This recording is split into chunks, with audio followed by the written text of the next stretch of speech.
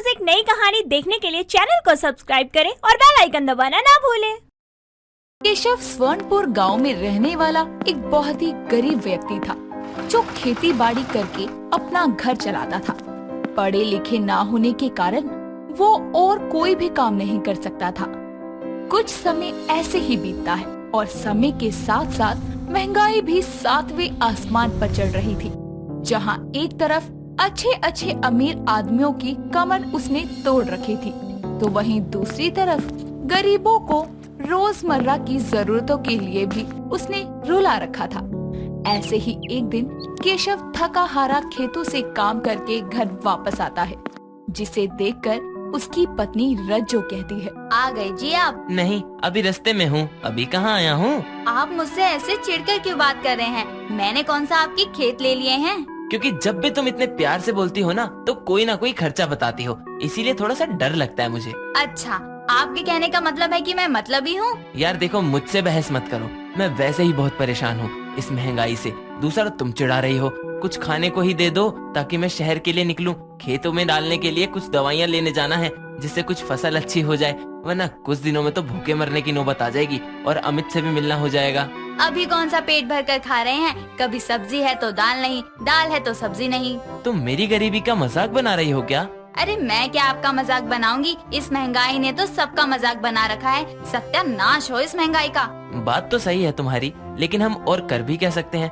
बस तुम जैसे भी हो सके महंगाई को और अपनी गरीबी को देखते हुए थोड़ा और बचत करने की कोशिश करो। केशव इतना कहकर शहर के लिए निकल जाता है। कुछ देर बाद जब वो वहाँ पहुँचता है, तो वहाँ हर चीज के दाम सुनकर उसके होश उड़ जाते हैं और वो बिना कुछ खरीदे और बिना अपने भाई से मिले ही गांव वापस लौट आता है। कुछ समय बाद शाम होने पर जब वो घर आता है, तो उसे खाली हाथ देखकर उसकी पत्नी रज्जो कहती है, आप खाली हाथ क्यों लौट आए? शहर का रास्ता भूल गए क्या? तुमने तो कसम खा रखी है, जब मुंह खोलोगी उल्टा ही बोलोगी। शादी से पहले अपने घर में करेले का जूस पीती थी क्या? सुबह शाम हमेशा कड़वा ही बोलती रहती हो। नहीं जी, शादी से पहले तो मैं शहद जितना मीठा बोलती थी। मेरी जुबान तो आपके घर की गरीबी ने कड़वी कर दी है। अच्छा ये बताइए, अमित कैसा है? जैसा था वैसा होगा, मुझे क्या पता। क्यों, आप उससे मिलकर नहीं आए? क्या मिलने जाऊं? शहर में हर एक चीज के दाम सुनकर मेरे कान खड़े हो गए, तो क्या जाता उससे मिलने। बेवजह उसके पैसे भी खर्च होते इस महंगाई में। बात तो सही है, लेकिन हम इस महंगाई में अपनी गरीबी का क्या करें? ऐसा क्या हो गया अब? यार अब कौन सी मुसीबत आ गई? क्या बताऊं अब आपको। हमने बच्चों की फीस 4 महीने से नहीं भरी, इसलिए बच्चों को वापस घर भेज दिया स्कूल वालों ने। अब आप ही बताओ, क्या अपनी गरीबी के चलते अपने बच्चों को पढ़ाए लिखाए भी ना, और स्कूल वालों ने भी अपनी फीस महंगी कर दी है महंगाई के कारण। केशव अपनी पत्नी की बात सुन के चुपचाप घर से निकलकर खेतों में जाकर बैठ जाता है। उसे कुछ भी समझ नहीं आ रहा था कि वो इस गरीबी में बढ़ती हुई महंगाई का सामना कैसे करे। आराम से जीवन जीने की छोड़ो, महंगाई के चलते तो अपनी और अपने घर वालों की रोज की जरूरतों को पूरा करना भी बहुत ही मुश्किल कार्य था। ऐसे ही समय बीतता है और एक रोज फिर से जब वो खेतों से काम करके घर वापस आता है, तो देखता है कि उसकी पत्नी बीमार हालत में बिस्तर पर पड़ी है, जिसे देखकर वो डर जाता है और कहता है, रज्जो क्या हो गया है तुम्हें? तुम्हारी इतनी तबीयत खराब है, तुमने मुझे बताया क्यों नहीं? क्या बताती मैं आपको, जब मैं खुद ही देख रही हूँ कि आप इस महंगाई और पैसे ना होने के कारण कितना परेशान हो। फिर भी तुम्हें बताना चाहिए। रुको, मैं डॉक्टर को लेकर आता हूँ। अपनी पत्नी की इतनी बुरी हालत देखकर केशव भागा भागा डॉक्टर के पास जाता है और उन्हें अपने घर लेकर आता है। जांच के बाद पता चलता है कि उसकी पत्नी के शरीर में बिल्कुल भी खून नहीं है, जिसके चलते वो बहुत कमजोर है।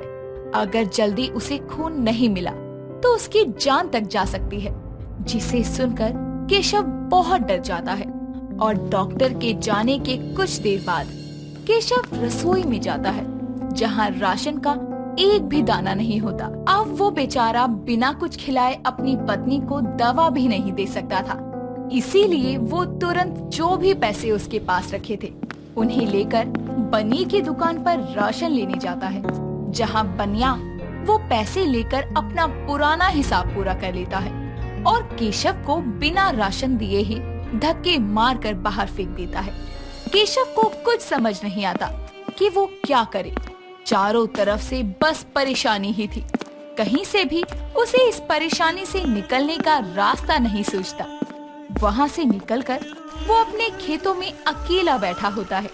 तभी एक आदमी उसके कंधे पर पीछे से हाथ रखता है और वो कोई और नहीं, उसका अपना छोटा भाई अमित होता है।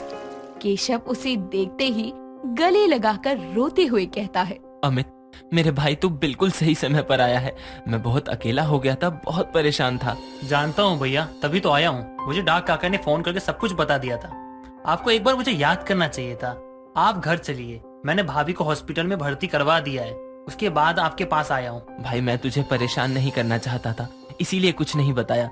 तू कौन सा परेशान नहीं है जो मैं तुझे और परेशान करूं। महंगाई ने हम गरीबों की जान ले रखी है, अमीरों का क्या जाता है। ऐसी बात नहीं है भैया, महंगाई ने सबको परेशान कर रखा है, किसी को ज्यादा तो किसी को कम। इसलिए इसे लड़ने के लिए हमें पहले खुद को तैयार करना पड़ेगा। मैं कुछ समझा नहीं, हम क्या कर सकते हैं? आप घर चलिए, आराम से सब कुछ बताता हूँ। अमित अपने भाई को अपने साथ घर ले आता है और उसे सारी चीजों के बारे में समझाते हुए कहता है, भैया जिस तरह महंगाई बढ़ रही है, उसके वार से खुद को बचाने के लिए हमें अपनी आर्थिक जरिए को बढ़ाना होगा, जिससे हमें इस महंगाई में कुछ राहत मिल सके। भाई तुम तो जानते हो मैं पढ़ा लिखा नहीं हूँ, तो मुझे इन सब के बारे में कैसे पता चलेगा और मैं ये सब कैसे करूँगा? मेरे पास इन सब चीजों के लिए कोई पैसा भी नहीं है। अगर होता तो मैं तेरी भाभी का इलाज नहीं करवा लेता। भैया आप परेशान ना हो, मैं आ गया हूँ, मैं सब कुछ ठीक कर दूंगा। चलो पहले भाभी को घर ले आते हैं, उसके बाद आगे का देखेंगे कि कैसे परेशानी को दूर करना है। अमित अपने भाई केशव को लेकर हॉस्पिटल जाता है, जहाँ रज्जो केशव को देखकर रोने लगती है और रोते हुए कहती है, मुझे माफ कर दीजिए, इतनी गरीबी और महंगाई में ये जानते हुए कि आप एक एक पैसे के लिए कितना परेशान हैं, मैं भी आप पर एक बोझ बन गई और आपको और परेशान कर दिया। चुप करो तुम रज्जो, माफी तो मुझे मांगनी चाहिए जो तुम लोगों की जिम्मेदारी अच्छे से नहीं निभा पाया। चुप करिए आप लोग, इसमें किसी की कोई गलती नहीं है। सब कुछ बस समय और महंगाई की गलती है, जिसके मुताबिक हमारी आमदनी उतनी नहीं है, इसलिए हम परेशान हैं। अब हम इसे खत्म तो नहीं कर सकते, लेकिन हाँ, इससे बचने के लिए हम कोई ना कोई उपाय तो जरूर कर सकते हैं, जिससे इस महंगाई की मार हमें ज्यादा ना झेलनी पड़े। अमित तुम बिल्कुल सही कह रहे हो। अब तुमने जैसा बोला है मैं वैसा ही करने की कोशिश करूंगा। कम से कम अपने बच्चों को तो 2 वक्त का खाना सही से खिला सकूंगा। इतना कहकर केशव अपने भाई से कुछ पैसे की मदद लेकर अपने खेतों की फसल को और अच्छे से बोकर उसे काट कर शहर में ले जाकर बेचना शुरू करता है, जिससे जो भी पैसा आता था वो उसे थोड़ा बहुत इस्तेमाल करके बाकी के पैसों को अपने बुरे वक्त के लिए रख दिया करता था। इससे धीरे धीरे वो अपनी स्थिति को सुधारने की कोशिश करता है, जिससे उसे इस महंगाई के दौर में कुछ हद तक उस महंगाई से लड़ने की हिम्मत मिलती है। इस कहानी के माध्यम से हमने ये जाना कि जिसके पास भी जरूरत से ज्यादा अधिक पैसा और खाना है, उसे अपनी जरूरत के हिसाब से ही उसका इस्तेमाल करना चाहिए, क्योंकि समय और हालात किसी के भी हमेशा एक जैसे नहीं रहते। शोभा अपने हाथों में ग्लव्स पहनकर अपनी बहू रिंकी को घर से धक्के देकर बाहर करते हुए बोलती है, निकल यहाँ से, बीमारियों का अड्डा बना रखा है तूने मेरे घर को, गंदी कहीं की। ऐसा मत कीजिए माँ जी, आर्यन जी आएंगे तो आप उनको क्या जवाब देंगी? अरे तेरे जैसी खुजजाए से छुटकारा पाकर वो भी खुश होगा, बाकी मैं उसको समझा दूंगी, तू निकल यहाँ से। माँ जी नहीं। आखिर ऐसी कौन सी बीमारी के चलते शोभा अपनी बहू को निकाल रही है, जानने के लिए चलिए थोड़े समय पीछे चलते हैं। रिंकी एक साधारण से परिवार की आम सी लड़की थी, लेकिन उसका दिन दवाइयों से शुरू होकर दवाइयों पर ही खत्म होता था। हर छोटी छोटी चीजों के लिए वो दवाइयों का सहारा लिया करती थी। ऐसे ही एक दिन उसके सर में दर्द हो रहा होता है, तो वो अपनी मेडिसिन ढूंढते हुए अपनी माँ उषा से बोलती है, माँ, ओ माँ, मेरे सर दर्द की मेडिसिन कहाँ रखी है? अरे क्यों चिल्ला रही है? और ये क्या, हर वक्त ये दवाई वो दवाई खाती रहती है जब देखो। इतनी दवाई नहीं खानी चाहिए, सर ही तो दर्द है, तेल लगा ले, ठीक हो जाएगा। इतना टाइम नहीं है कि अब मैं तेल लगाऊं। मेरी दवाइयों का डब्बा बता दो, मैं उसे खा लूंगी। अंदर वाली अलमारी में पड़ा है, जाकर ले ले। रिंकी अपनी दवाइयों का डब्बा लेकर उसमें से सर दर्द की दवा निकालकर खा लेती है। ऐसे ही समय गुजरता है। कुछ समय में उषा को अपनी बेटी रिंकी के लिए एक आर्यन नाम के लड़के का रिश्ता आता है, जिसके बाद में देख दिखाई करके दोनों की शादी हो जाती है। शादी के बाद सब ठीक चल रहा होता है। रिंकी अपने ससुराल की सारी जिम्मेदारियां संभालती है, लेकिन एक दिन रिंकी की सास शोभा उसको आवाज लगाते हुए बोलती है, बहू, ओ बहू, जरा मेरा सर दबा दे। अरे माँ जी, मेरे पास सर दर्द की दवा है, आप वो खा लीजिए। नहीं, तू मेरा सर दबा नहीं सकती क्या? हाँ माँ जी, दबा सकती हूँ। वो तो मैंने इसलिए कहा ताकि आपका सर दर्द जल्दी ठीक हो जाए। सर दबाने से भी ठीक हो जाएगा मेरा सर दर्द। तू तेल लगाकर दबा दे। रिंकी अपनी सास का सर दबाने के बाद अपने बाकी के कामों में लग जाती है। उसको हाथों पैरों पर हल्की हल्की खुजली होने लगती है और शाम को जब सब खाना खा लेते हैं तो वो अपने कमरे में जाने लगती है। तभी आर्यन रिंकी से बोलता है, अरे यार रिंकी, मेरे बदन में दर्द हो रहा है, हल्दी वाला दूध दे देना सोने से पहले, सुबह तक थकान उतर जाएगी। अरे बदन दर्द की दवाई है मेरे पास, वो खा लो। मुझे छोटी छोटी बातों पर दवाइयाँ खाने का शौक नहीं है, तुम दूध ही दे देना। ठीक है जी, लाती हूँ। और ये तुम बार बार खुजली क्यों कर रही हो, क्या हो गया? कुछ नहीं, इचिंग हो रही है। मेरे पास दवाई है, वो लेकर खा लूंगी। ऐसी कोई चीज है जिसकी दवाई तुम्हारे पास ना हो? अरे यार छोड़ो आप, मैं आपके लिए दूध लेकर आती हूँ। रिंकी हाथ पर खुजाते खुजाते रसोई में दूध लेने चली जाती है और फिर दूध लाकर आर्यन को देने के बाद खुद खुजली की दवा खाकर सो जाती है। अगली सुबह उसके हाथ के साथ साथ उसके पैरों पर भी खुजली होने लगती है और लाल लाल दाने भी हो जाते हैं। वो अपनी इस खाज को छुपाते हुए पूरे घर का काम करती है, लेकिन शाम होने तक रिंकी का पूरा शरीर खुजली के कारण सूज जाता है। जिसके बाद वो शॉल ओढ़कर अपने कमरे से बाहर आती है और भरी गर्मी में भी उसे शॉल ओढ़ा देखकर उसकी सास बोलती है, अरे बहू, तूने इस भरी गर्मी में ये शॉल क्यों ओढ़ रखी है? वो माँ जी, मेरी थोड़ी तबीयत खराब है, इसलिए मुझे ठंड लग रही है। अरे तो तेरे दवाइयों के बॉक्स में कोई दवाई नहीं है क्या जो तुझे ठीक कर दे? माँ जी, दवाई ली है, जल्दी आराम हो जाएगा। शोभा अपनी बहू से बातें कर रही होती है। तभी उनके घर उनकी पड़ोसन मधु आती है, जो आकर बोलती है, अरे शोभा बहन, कहाँ खोई रहती हो? आजकल दिखती ही नहीं हो। अरे मधु बहन, आओ आओ। अरे कहीं गायब नहीं हुई, बस आजकल घर में ही रहने का मन करता है, कहीं बाहर आने जाने का मन ही नहीं करता। हाँ वो तो है। अच्छा, ये रिंकी बहू को क्या हो गया? शॉल ओढ़े क्यों खड़ी है? अरे उसकी तबीयत खराब है। अच्छा बहू, चाय बना पाएगी या मैं बना लूं? नहीं नहीं माँ जी, मैं बना कर लाती हूँ। रिंकी रसोई में चाय बनाने जाती है, जहाँ वो काम करते करते खुद से बोलती है, पता नहीं मेरी दवाइयाँ काम क्यों नहीं कर रही, लेकिन माँ जी को पता लगाना कि मुझे ये खुजली की बीमारी हो गई तो वो मुझे घर से निकाल ही देंगी। रिंकी चाय बनाकर बाहर लाती है और वो जैसे ही कप टेबल पर रखने के लिए झुकती है तो उसकी शॉल फिसल जाती है, जिसके कारण मधु और शोभा को उसके शरीर पर हुए दाग और सूजन दिखाई देती है। ये देखकर मधु दूर होते हुए बोलती है, हाय हाय शोभा बहन, तुम्हारी बहू को क्या हो गया? कोई छूत की बीमारी हुई है क्या? अरे ये क्या हुआ तेरे पूरे शरीर पर, ये दाने कैसे हुए बता? माँ जी, वो बकरी की तरह मैं ही करती जाएगी, आगे भी कुछ बोलेगी? माँ जी, मुझे लगता है स्किन इन्फेक्शन हो गया है। मैंने दवाई खाई थी पर लगता है फर्क नहीं पड़ा, लेकिन आप चिंता मत करो, जल्दी ठीक हो जाएगा। अरे झूठ बोल रही है ये शोभा बहन, इसको खुजली हुई है, वो भी कुत्तों वाली खुजली। ये तो फैलती है, दूर हो जाओ इससे। क्या? शोभा और मधु रिंकी से दूर हो जाते हैं, जिसके बाद मधु तो डर के मारे अपने घर निकल लेती है, लेकिन रिंकी शोभा को समझाने उसके पास जा रही होती है। तभी शोभा बोलती है, दूर रह खुजली की दुकान, और मेरे पास भी मत आइयो। माँ जी, ऐसे मुझसे दूर मत भागो, मुझे कोई बीमारी नहीं है। मुझे नहीं पता, लेकिन मेरे पास भी मत आइयो और अपने कमरे में जा। रिंकी आंखों में आंसू लिए अपने कमरे में चली जाती है, जिसके बाद शोभा पूरे घर को सैनिटाइज करती है और तो और अपने हाथ में ग्लव्स और चेहरे पर मास्क लगा लेती है। कुछ देर में उसके हाथों पर खुजली होने लगती है।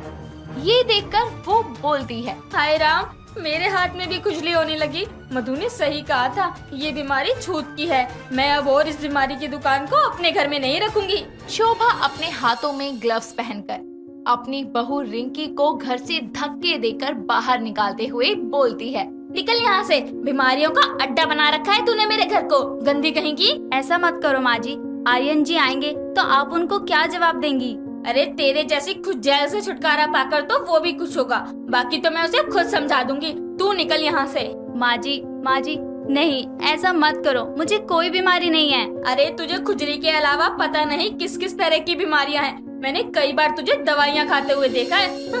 हमारे भाग ही फूट गए। लोगों के घरों में गुणों से धनी बहू आती है और हमें बीमारी और खुजली से भरी बहू मिली है। चली जाए यहाँ से, दिख मत जाइयो। रिंकी आंखों में आंसू और शरीर पर खुजली लिए घर से दूर जाने लगती है। तभी आर्यन घर आते हुए रिंकी को देख लेता है, जिसके बाद वो उससे बोलता है, अरे रिंकी, यहाँ क्या कर रही हो?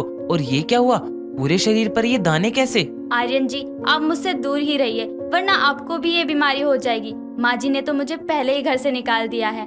अब अगर आपको भी ये खुजली की बीमारी लग गई तो वो मुझे इस शहर से ही निकाल देंगी। हुआ क्या, ये तो बताओ।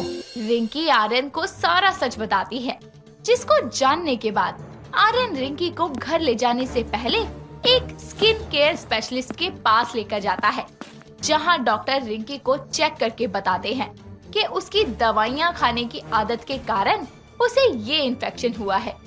डॉक्टर रिंकी को दवाइयों से दूर रहने की सलाह देते हैं और एक ट्यूब देते हैं, जिसको लेकर आर्यन और रिंकी घर आते हैं, जहां उन दोनों को साथ आता देखकर शोभा बोलती है, अरे कुलक्षणी कलमुही, मेरे बेटे से दूर हट, उसको भी अपने जैसा खुजैल बना देगी। बीमारियों की दुकान, मेरे बेटे से दूर हो जा। बस माँ, ये क्या नाप शनाप बोले जा रही हो? और रिंकी को कोई गंभीर बीमारी नहीं हुई है, बस स्किन इन्फेक्शन हुआ है जो कुछ टाइम में ठीक हो जाएगा। ये सुनकर शोभा थोड़ा शांत होकर बोलती है, ऐसा है तो जब तक इसका ये इन्फेक्शन ठीक नहीं होता, ये अपने कमरे से बाहर नहीं निकलेगी। इसे जो भी चाहिए इसको वही मिल जाएगा, पर ये अपने कमरे से बाहर ना आए। ठीक है माँ जी, जब तक मैं ठीक नहीं होती कमरे से बाहर नहीं निकलूंगी। डॉक्टर की दी हुई ट्यूब का इस्तेमाल करके रिंकी को खुजली से धीरे धीरे छुटकारा मिलता है, जिसके कुछ समय बाद वो बिल्कुल ठीक होने लगती है और कसम खाती है कि अब छोटी छोटी बातों के लिए दवाइयों का सहारा नहीं लेगी, क्योंकि ज्यादा दवाइयाँ हमारे शरीर पर साइड इफेक्ट छोड़ती हैं, जो हमारे साथ साथ दूसरों के लिए भी नुकसानदायक हो सकता है।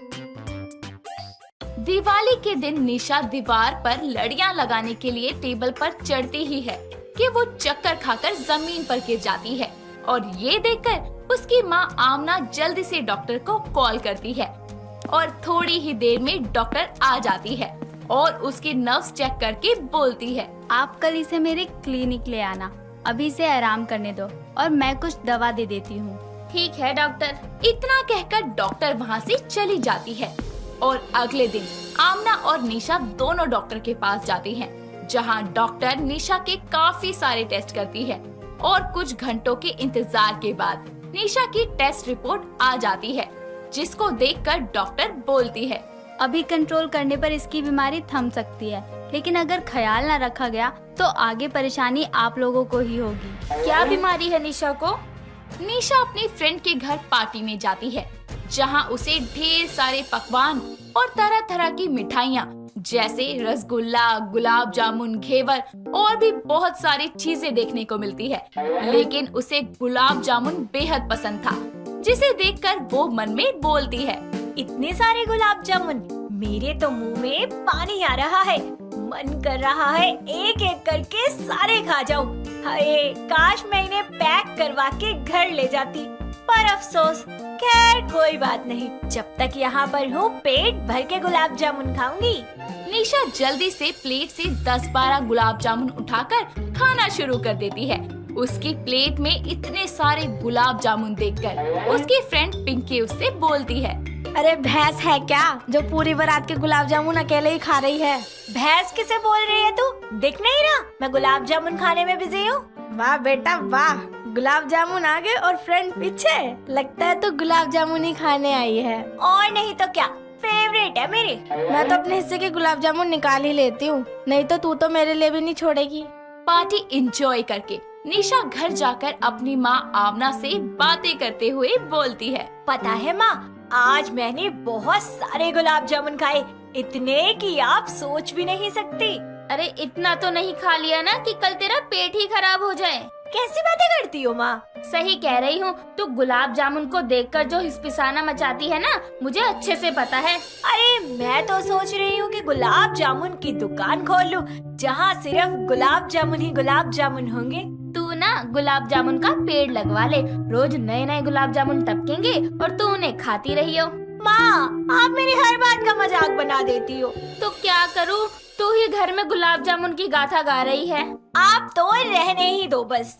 ऐसे ही दिन बीतते जाते हैं और एक दिन निशा और पिंकी बाजार से सामान ले रहे होते हैं। तभी निशा की नजर एक डब्बे पर जाती है जो कि गुलाब जामुन बनाने का पाउडर था। वो उसे देखकर बहुत खुश हो जाती है। पिंकी को रोकते हुए वो उस दुकान से उसे खरीद लेती है और घर जाकर उसे ले जाकर सीधा किचन में भागती है, जहां आमना खाना बना रही होती है। आमना उसके हाथ में डब्बे को देखकर पूछती है, अब क्या लेकर आई है मेरी माँ? गुलाब जामुन। फिर से गुलाब जामुन? हे भगवान, कोई इसे सद्बुद्धि दो। माँ बना दो ना, प्लीज प्लीज प्लीज प्लीज। मैं नहीं बना रही, खुद बना ले।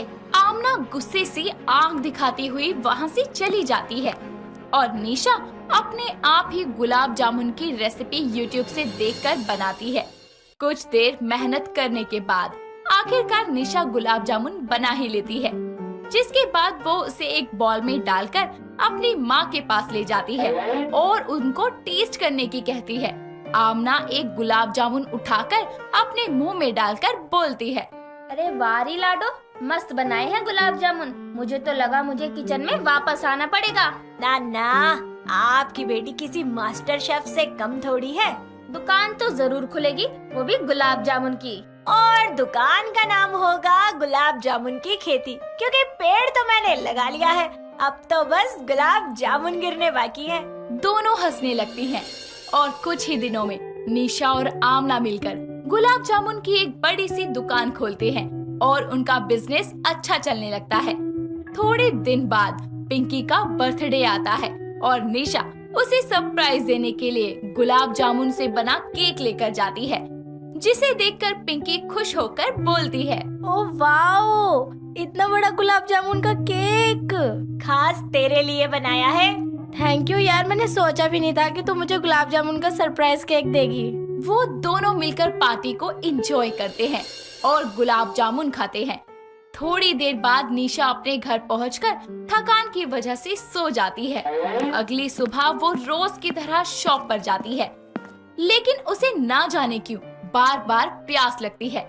ज्यादा पानी पीने की वजह से उसे बार बार वॉशरूम जाना पड़ता है, लेकिन वो ये सब नजरअंदाज कर देती है और एक दिन अचानक काम करते हुए चाकू से उसका हाथ कट जाता है और वो जोर से चिल्लाती है, उई माँ, लग गई, मेरा हाथ कट गया। उसकी चीख सुनकर आमना उसके पास आती है और उसकी चोट देखकर वो जल्दी से फर्स्ट एड किट लेकर आती है और उसकी चोट पर लगा खून साफ करके दवा लगाते हुए बोलती है, नलायक, जरा देखकर काम कर लिया कर। पता नहीं खुली आंखों से कौन सा सपना देखती रहती है जो ध्यान ही नहीं रहता तेरा। थोड़ी सी चोट है माँ, जल्दी ठीक हो जाएगी। ऐसे ही समय बीतता जाता है और निशा की चोट ठीक होने के बजाय और बढ़ती जाती है और उसे दर्द होता है, लेकिन वो आमना को कुछ नहीं बताती। साथ ही धीरे धीरे उसका वजन भी कम होने लगता है, जबकि उसे पहले के मुताबिक अब ज्यादा भूख लगने लगी थी। जब कभी दुकान में से उसे भूख लगती तो वो जल्दी से गुलाब जामुन निकालती और खा लेती, पर कुछ घंटों बाद उसे फिर से भूख लगने लगती और अपने शरीर में हो रहे बदलाव को देखकर वो बहुत परेशान रहने लगी थी। और एक दिन वो अपनी दोस्त पिंकी को इस बारे में बताते हुए बोलती है, यार समझ नहीं आ रहा मेरे साथ क्या हो रहा है। आज से पहले मेरे साथ कभी ऐसा नहीं हुआ। तेरी तबीयत तो ठीक है ना? यार भूख इतनी ज्यादा लगती है और गला भी हर वक्त सूखता ही रहता है मेरा। अरे तो क्या हुआ? मुझसे कंट्रोल नहीं होता यार, गुस्सा भी बहुत आता है। तो चुपचाप खाना खा लिया करना। और एक ये मेरे चोट ठीक होने का नाम ही नहीं ले रही, बल्कि और गहरी होती जा रही है। तूने डॉक्टर को दिखाया? नहीं यार, मेरे पास टाइम ही नहीं है, दुकान में बहुत सारा काम है। तू पागल है क्या? जब चोट ठीक नहीं हो रही तो डॉक्टर को दिखाना चाहिए ना, इसे मेरे पास क्यों लेकर आई है? चल तू कहती है तो मैं कल ही चली जाती हूँ। कल नहीं, तू अभी जा। पिंकी की बातों को सुनकर उसे थोड़ी फिक्र होती है, लेकिन घर आने पर वो दोबारा भूल जाती है। दिवाली की वजह से निशा की गुलाब जामुन की दुकान का काम बढ़ चुका था और उसे सांस लेने की भी फुर्सत नहीं मिलती। वो अपनी भूख, प्यास, दर्द सब भूलकर काम करने में लगी रहती थी। दिवाली के दिन घर की सजावट करने के लिए वो आमना की मदद करती है।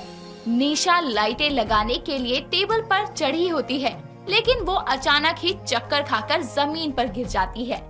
ये देखकर उसकी माँ आमना जल्दी से डॉक्टर को कॉल करती है और थोड़ी ही देर में डॉक्टर आती है और उसके नर्व्स चेक करते हुए बोलती है, आप कल इसे मेरे क्लिनिक ले आना, अभी इसे आराम करने दो और मैं कुछ दवा दे देती हूँ। ठीक है डॉक्टर। इतना कहकर डॉक्टर वहाँ से चली जाती है और अगले दिन आमना और निशा दोनों डॉक्टर के पास जाती हैं, जहाँ डॉक्टर निशा के काफी सारे टेस्ट करती है और कुछ घंटों के इंतजार के बाद निशा की टेस्ट रिपोर्ट आती है, जिनको देखकर डॉक्टर बोलती है, कंट्रोल करने पर इसकी बीमारी थम सकती है, लेकिन अगर ख्याल न रखा गया तो आगे परेशानी आप लोगों को ही होगी। क्या बीमारी है निशा को? इसे डायबिटीज है और इसका इलाज थोड़ा मुश्किल है, क्योंकि इसके लिए निशा को रेगुलर इंसुलिन के इंजेक्शन लेने पड़ सकते हैं। मतलब मेरी बहू ठीक नहीं होगी? ऐसी बात नहीं है, जब किडनी में ग्लूकोज जमा होने लगता है तब ये परेशानी आती है। मतलब आपकी बेटी को मीठा बहुत ज्यादा पसंद होगा और उसे भूख भी ज्यादा लगती होगी। वो भरपेट खाती तो होगी, लेकिन उसका वजन घटता ही रहता है। ये सभी सिम्टम्स आप पहले से ही देख रही होंगी। जी डॉक्टर। और तो और उसके का घाव भी काफी समय से भरा नहीं होगा। हाँ डॉक्टर। ये सभी डायबिटीज के लक्षण हैं, जिसको आप दोनों ने इग्नोर किया था, लेकिन अब बहुत ध्यान रखना होगा आपको निशा का। और हाँ, मीठे से उसे दूर ही रखना। आमना डॉक्टर की बातों को मानते हुए निशा का ख्याल रखती है और कुछ ही दिनों में निशा की चोट वापस ठीक होने लगती है। दोस्तों, अगर आपको ये कहानी पसंद आई तो इसे लाइक करें, शेयर करें और कमेंट करके बताएं कि कहानी में आपको सबसे अच्छा क्या लगा।